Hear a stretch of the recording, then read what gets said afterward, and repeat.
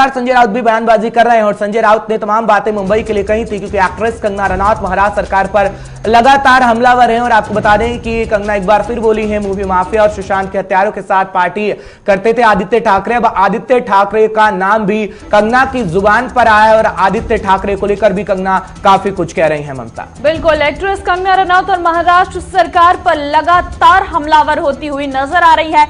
ताजा बयान उनका सामने आया है, मूवी माफिया और सुशांत के हत्यारों के साथ पार्टी करते थे आदित्य ठाकरे। और यह भी कहा गया है कि महाराष्ट्र सीएम को रास नहीं आ रहा है मेरा ये खुलासा, क्योंकि जिस तरीके से कई दिनों से हमें लगातार ये देखने को मिल रहा है कि कंगना जिस तरीके से महाराष्ट्र सरकार पर हमला बोल रही है और उसके बाद महाराष्ट्र सरकार की तरफ से भी बयान सामने आ रहे हैं। जिस तरीके से संजय राउत के बयान सामने आए थे, संजय राउत को जो कहना सामने आया था, उसके बाद से ये मामला और तूल पकड़ता गया। उसके बाद बीएमसी की तरफ से कार्रवाई की गई और उसके बाद से ही लगातार कंगना पूरी तरीके से अब अपने बयानों को खुलकर बोलने लगी है। और जिस तरीके से कंगना कल मुंबई से निकल के चंडीगढ़ पहुंची थी, वहां पर से भी कंगना ने एक बयान दिया था। कंगना का ये कहना था कि अब मुंबई सेफ नहीं लगता है, अब मुंबई में वो रौनक नहीं, अब मुंबई मुझे सेफ नहीं लगता है। अलग अलग ट्वीट कंगना की तरफ से किए गए थे। अशोक पांडे हमारे संवाददाता इस वक्त हमारे साथ जुड़ गए हैं।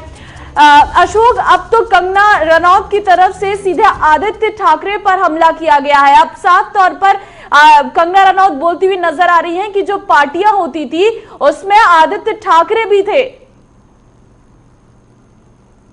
की तरफ से बयान आया है, स्टेटमेंट आया है, ये अपने आप में पहली बार कंगना ने खुल करके आदित्य ठाकरे के बारे में कहा है। और देखिए, जिस तरह से आदित्य ठाकरे को हमेशा बॉलीवुड की कई पार्टीज में देखा भी गया है, उसी को देखते हुए कहीं ना कहीं कंगना ने इस तरह का बयान सामने दिया है। लेकिन जिस तरह के बॉलीवुड माफिया को लेकर के बात की जा रही थी और कहा जा रहा था कि एक बॉलीवुड माफिया है जो कि सक्रिय है, जो इस तरह के न्यू कमर्स को और जो बॉलीवुड में ऑलरेडी काम कर रहे हैं उनको कहीं ना कहीं अपने टारगेट पे लेता है और कहीं ना कहीं उनको अपने खेमे में जोड़ने के लिए प्रयास में लगा रहता है, ताकि उनके हिसाब से जो है जो लोग नए बॉलीवुड में जो आर्टिस्ट आ रहे हैं वो अपने आप को मतलब ढालने की कोशिश करें। देखिए, जिस तरह से अब ये बॉलीवुड में जिस तरह से नाम लेते हुए आदित्य ठाकरे का नाम सामने आया है और जिस तरह से ओपनली इस चीज को सामने कहा है, और कंगना का ये कहना कि उनके बेटे का नाम लेने की वजह से मुझ पर निशाना साधा जा रहा है, मेरे साथ में जो भी हो रहा है कहीं ना कहीं ठाकरे परिवार को जो मैं खींच रही हूँ इसकी वजह से मेरे साथ में सब हो रहा है, दिखाता है कि कहीं ना कहीं उन्होंने बहुत बड़ा आरोप लगाया है आदित्य ठाकरे पर, जिस तरह से बॉलीवुड माफिया को लेकर के जिस समय माहौल बिल्कुल अशोक, लेकिन उन्होंने कई बातें कही हैं, क्योंकि अगर इस बातों को हम समझे,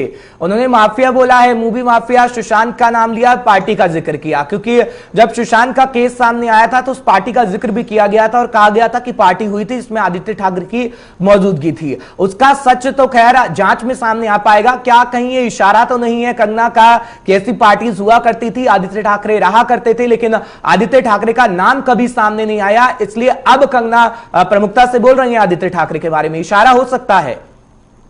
बिल्कुल, देखिए इशारा हो सकता है, क्योंकि देखिए सोशल मीडिया पे लगातार इस तरह के मैसेजेस वायरल हैं जिसमें आदित्य ठाकरे का नाम भी मेंशन किया गया है।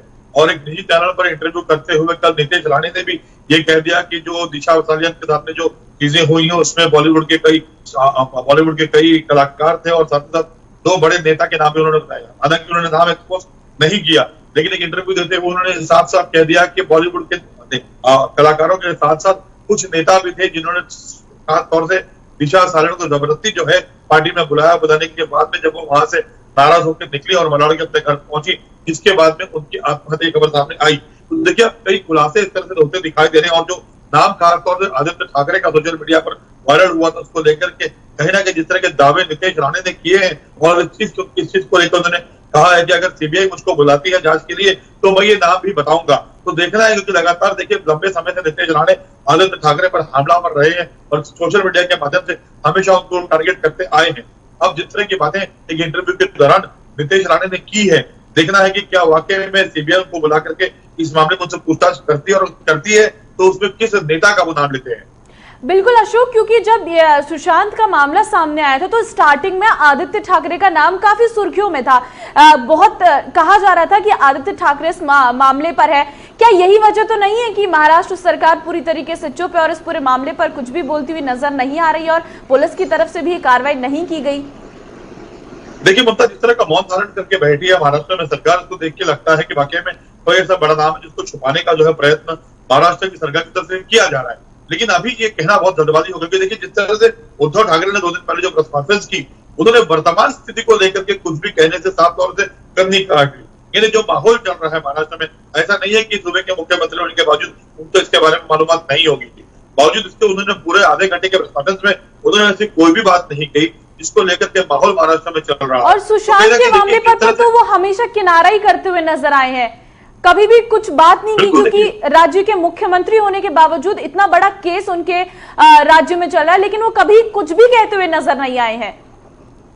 बिल्कुल ये दुखद है। देखिए जिस तरह से इतने बड़े महाराष्ट्र जैसे एक राज्य के वो मुख्यमंत्री हैं और एकदम से मौन धारण करके बैठे, कुछ नहीं कह रहे। जैसे आपने कहा कि शायद इस मामले को दबाने की या छुपाने की या कोई ऐसा है जिसको कहीं ना कहीं बचाने के प्रयत्न किए जा रहा है। अब जिस तरह से मुख्यमंत्री का बयान नहीं आ रहा है और सब कुछ जानने के बाद में सिर्फ संजय राउत और अनिल देशमुख सामने आकर के बयान दे रहे हैं, हो सकता है कि इसमें कुछ ऐसे बड़े नाम आगे इन्वेस्टिगेशन में सीबीआई के सामने आए जिसमें ठाकरे परिवार या कोई और ऐसा नेता हो जो कहीं ना कहीं महाराष्ट्र की तो क्या अशोक अब 8 जून का सच सामने आ जाएगा? क्योंकि 8 जून को लेकर तो सीबीआई लगातार पूछताछ कर रही है, सिद्धार्थ पिठानी हो या फिर तमाम ऐसे लोगों से। क्या 8 जून का सच अब हम कह सकते हैं आ सकता है? क्योंकि कंगना ने अब साफ तौर पर कह दिया है आदित्य ठाकरे का नाम अब वो ले रही हैं, तो 8 जून का सच अब आएगा, ये उम्मीद की जा सकती है। बिल्कुल। देखिए जिस तरह से सुप्रीम कोर्ट ने आदेश दिया है कि anything related to CBI, anything related to Sushant Singh murder case या सुसाइड केस, इसकी जांच जो है सीबीआई करेगी। और कहीं ना कहीं प्रितिशा सालेट के मामले को भी जोड़ा जा रहा है सुशांत सिंह राजपूत की ही मौत से। तो उम्मीद की जा रही है एक बार दोबारा जब ये सीबीआई इस पूरे मामले की जांच शुरू करेगी तो इसमें जो एक बेसिक लेवल की जो इन्वेस्टिगेशन है जब वो शुरुआत करेगी तो हो सकता है कि इसमें कई बड़े नाम जो है पॉलिटिकली भी सामने आए और कहीं ना कहीं जो बॉलीवुड आर्टिस्टों की बात की जा रही है उन नाम का भी खुलासा हो, जिसके बाद में ये मान सकते हैं कि दोनों ही जो सुसाइड थी या जो डेथ हुई थी उसमें लिंक होने के बाद में ये खुलासा हो सके।